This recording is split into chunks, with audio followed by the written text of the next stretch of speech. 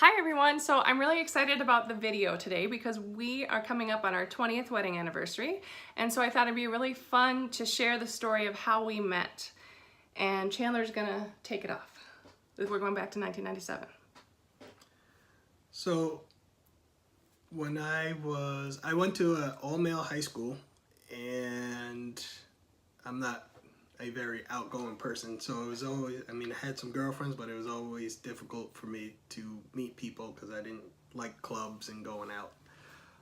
And then I went to an all-male junior college, and it was just difficult, and especially in that town, there weren't that many females, and I just wanted some female companionship. I just wanted a female to talk to, not necessarily to date or whatever, but I just wanted somebody to talk to. So there was a friend down the hall he was very big into like online dating or hooking Chat up rooms. or meeting females. And so he would meet females and then it wouldn't work and whatever. But he was always meeting new females. So one time he was on the phone with somebody who was local, a female that was local. And I told him, let me speak to her. And then I got on the phone with her and I just said, listen, it's just a lot. There's always guys around and I'm just tired and I just want a female to talk to. And I would just love if I could meet a female to just go talk to and hang out with. There's nothing, don't have to worry about dating and not interested in that, but just someone I could talk to get a break from guys.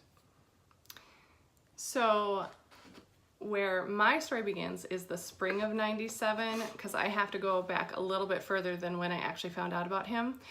And I had a routine of meeting boys in AOL chat rooms, and I met this one from Valley Forge Military School, which is where he went.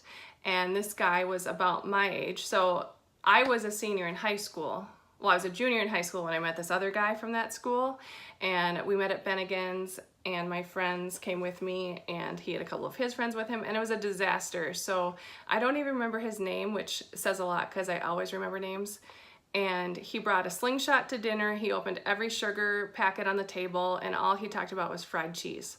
So to me, I guess at that time I was like, well, I'm never dating a guy from that school again, because all three of them were buffoons. So I was like, I'm just not going to do that again.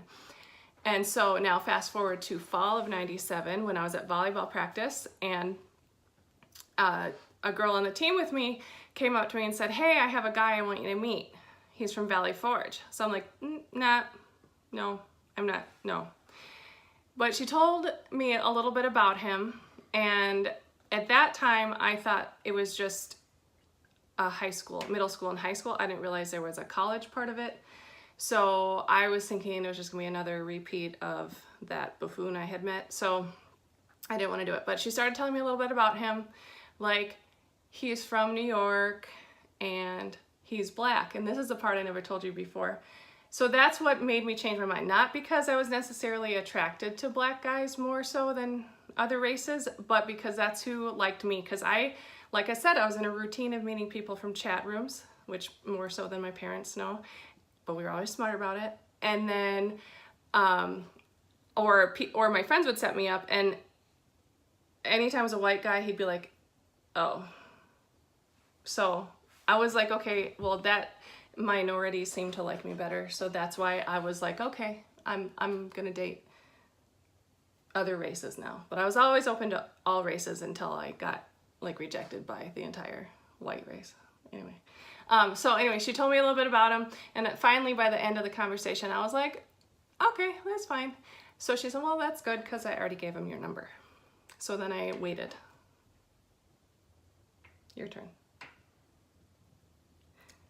So then I called. Well, okay, I guess I'll fill in more. So then I waited and I waited and I waited, and I was like, okay. And I asked Charlene from the volleyball team, I'm like, when is this guy gonna call? She's like, I don't know, he's probably nervous or something. So then I finally got a call from Eric, the guy that Chandler knew. And he's like interrogating me. And this was probably a week after I found out about, found out I should be expecting a call. So I got a call from this guy, Eric, interrogating me and saying things like, well, Chandler likes Disney music. And I'm like, okay. Chandler likes country music. I'm like, oh, I don't like country music. He's like, well, that's not the only thing he likes. So I'm like, oh, okay. All right. So he's like, wait there. Chandler's going to call you in 10 minutes. I fell asleep waiting by the telephone. Chandler never called, but Chandler said, and I believe him, Eric didn't tell him he was going to call me. So That I was supposed to call. or I think he told you, oh yeah, you should call her now, but you didn't realize he had called me and said he's going to call you because he was trying to get the ball rolling for us. So eventually you called, and my sisters took a message and they wrote down Shamra as your name because they didn't understand what you said. So moving forward real quick, on our first date, I didn't even know his name. Okay, go ahead. So, from what I remember is that we had, we spoke, and I don't remember the conversation, but I know that we agreed to meet. You asked me about Princess Diana. Do you remember that? She had just died, so he was asking me about it. I'm like, I don't know. Anyway, he was more cultured than I was at that point.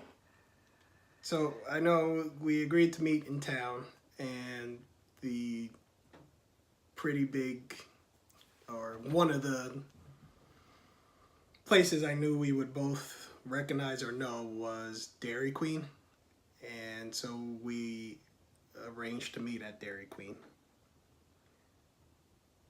So I showed up first. I walked to Dairy Queen from my house. It was just a couple blocks, and I was waiting, and I was expecting him to show up in uniform because the high school and middle schoolers always had to be in town with their uniforms, and I didn't realize the college students, which by this time I knew he was 20, I was 17, and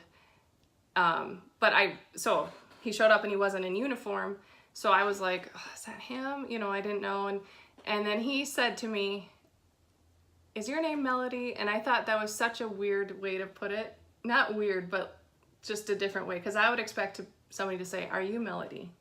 Not, is your name Melody? So I was like, oh, that's interesting.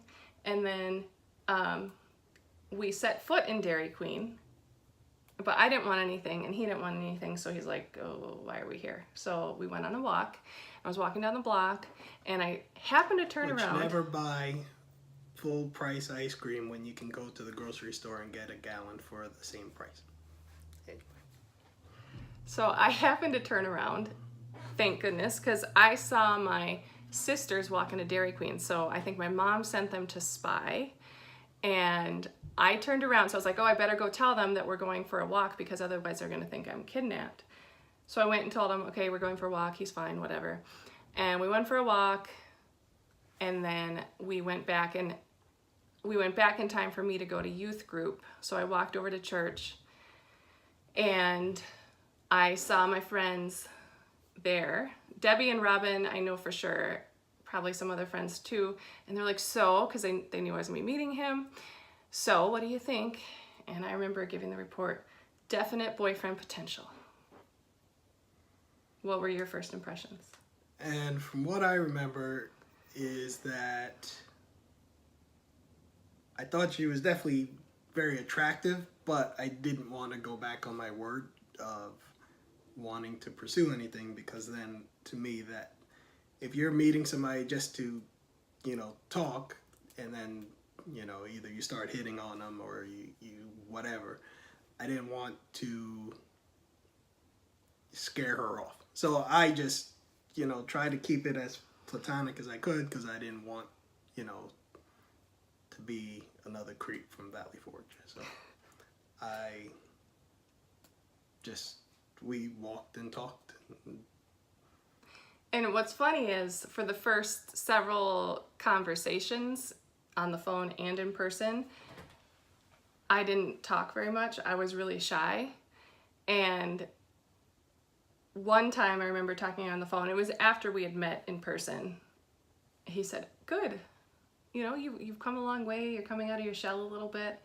So I think that's funny because if you look at this video, it's kind of representative of what we are naturally, which is I talk a lot more than he does, but very stark contrast from when we first met. And then also I went on a lot of first dates, maybe a second date, but never after that. And I think that's because, well, not never, but usually not after that. I think that's because people weren't willing to put in the time to get me to come out of my shell, but he invested a lot of time, and maybe that's because you were trying not to go back on your word. I don't know. So, I don't know, that can be it. Or, I'll tell this last little part. So, we went to, we met a couple times in person, and it was platonic for the most part, and then one time I invited him over. So some of the cheerleaders, a couple of the football players, a couple of friends were getting together at Diana's apartment. And so I invited him over. And then when I was walking him out to his car, it finally broke into like out of the friend zone. And he just said, when are you and me gonna go on a date? And then we planned a date to go to a Japanese restaurant and a movie, but that's not what we ended up doing on our first date. So maybe we'll have to make another video about our first date. Okay, so in light of our 20th wedding anniversary, I want you guys to do us a favor. I want to get 20 new subscribers, 20 likes, 20 comments, 20 shares on this video. So please help us out and let us know what you think, and share and like and subscribe. Thank you. Bye.